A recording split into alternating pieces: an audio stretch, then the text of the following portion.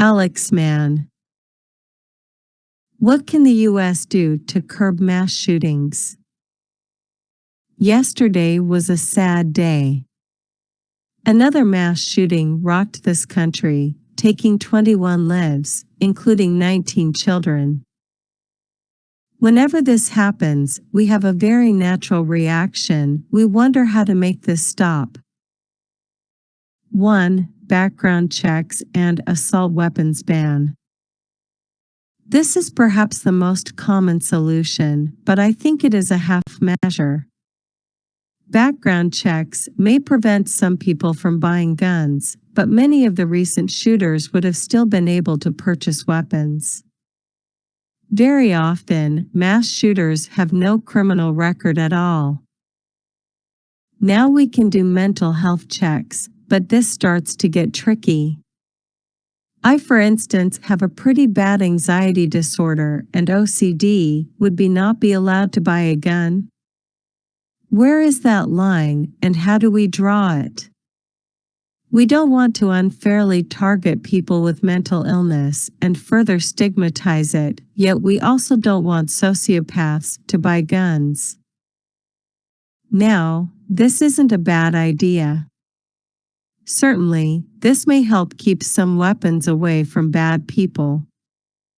However, you can always buy weapons from the black market.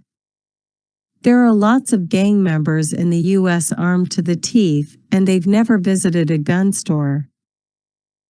Then we get to banning assault weapons. My first question is this: what defines an assault weapon? This gun below looks scary, but it really isn't. It has the same rate of fire as a handheld pistol, the same caliber as a normal hunting rifle, or less, the same barrel velocity as most basic rifles. It just looks scary.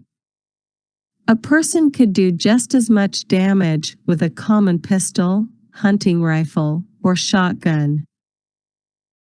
I just don't think banning scary-looking guns is going to fix much of anything.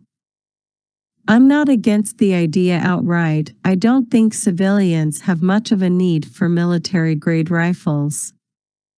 Yet at the same time, I don't think this really fixes much of anything.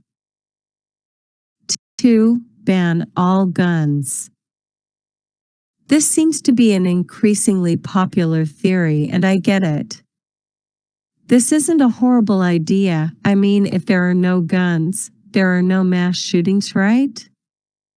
Gun violence is a problem, so ban guns and end gun violence. I have 3 fundamental issues with this. It's not realistic. There are 400 million guns in the U.S., and some estimates say well over 30% of Americans own a gun. Now, many of these gun owners would surrender their firearms if ordered. However, maybe the majority, will not. Are we going to have cops knock down doors to confiscate guns from law-abiding adults? This could start civil conflict, and it's such a mammoth undertaking, I just don't see it working. Guns are used for protection. My wife has had to use a gun for protection from an attacker, and it may have saved her life. Every year, thousands of people use firearms to justifiably defend themselves. Is it fair to strip Americans of this right? It's part of the culture. Look, you may not like or use guns, but you cannot deny they are a part of American culture. Not only are they ingrained into the national ethos, but they are also part of many people's cultural identity. There are hunters, marksmen, and outdoorsmen who need firearms. Try to tell Black Americans they can't own firearms. 3. Mental health help. Do you know what's funny? The thing I was wrong about most in my life was mental health.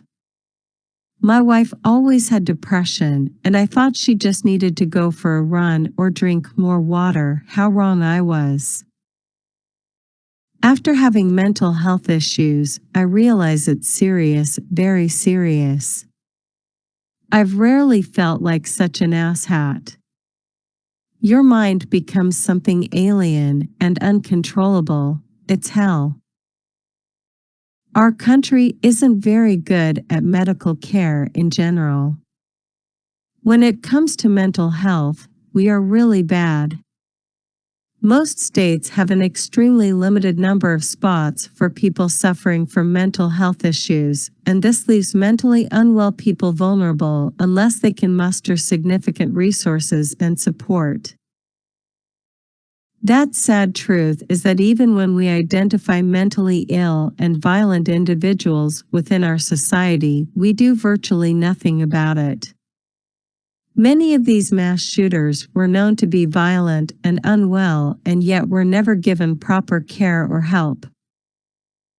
I think mental illness is a major cause of mass shootings. I think it's the biggest cause in fact, and we as a society have to decide how we deal with that fact. 4. Putting guns in schools. Schools are soft targets with no defenses against shooters. Put simply, giving teachers guns doesn't solve much. What are we going to have PE teachers and insane sociopaths getting in shootouts? When the police enter the school, how do they know who the school shooter is? What if one of the teachers or students takes the gun and becomes the shooter? Putting multiple guns in every school likely won't end gun violence in schools. Did you know Columbine, the school, had a police officer stationed at the school when the shooting happened? He was getting lunch when the shooting started and returned to the school only to exchange a round of gunfire with the shooters before calling for backup. A school shooter has the element of surprise on their side, and they aren't worried about shooting anyone who gets in the way. Having a single cop or a teacher with a gun on site won't likely be the solution we hope it is. In some cases, they may do all right, but in many cases, I don't see it going well. Don't get me wrong, I get the idea of schools are being attacked, so let's defend schools. Yet I don't think this is as cut and dry as we make it. We can't just fortify every store and every school. In truth, every solution I mentioned has merits. My point is just that we need to treat the illness and not the symptoms. I worry banning. There are some realities we need to come to terms with. This is a uniquely American phenomenon, at least among Western nations. School shooters tend to be young, often in their teens. School shooters tend to be male. School shooters tend to be white. There is no underlying political motive for school shootings, not shootings in general. School shootings are more and more common in the modern age. Mass shootings and school shootings are exceedingly rare in the past, but have become far more common in recent years. So in recent years, something has caused multiple young white men to enter schools with guns and shoot children. The question is why? I suggest mental illness as a cause, but I could be wrong. Hell, I think that the increasing popularity of the internet and social media correlates nicely with the rise in school shootings. However, correlation is not causation, right?